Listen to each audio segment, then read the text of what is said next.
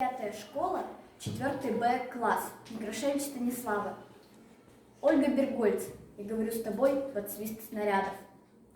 Я говорю с тобой под свист снарядов, угрюмым заревом озарена. Я говорю с тобой из Ленинграда, страна моя, печальная страна.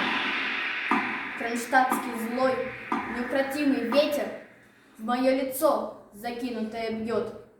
В бомбоубежищах уснули дети. Ночная стража встала у ворот. Над Ленинградом смертная угроза. Бессонные ночи тяжет день любой.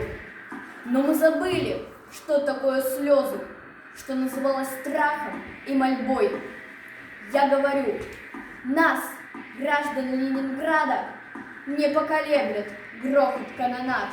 Если завтра будут баррикады, мы не покинем наших баррикад.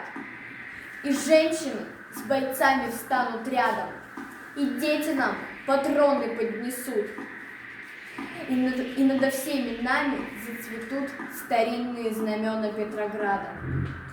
Руками сжав обугленное сердце, такое обещание даю я, горожанка, мать красноармейца, погибшего подстрельную в бою. Мы будем драться с беззаветной силой. Мы одолеем бешеных зверей. Мы победим. Клянусь тебе, Россия, от имени российских матерей.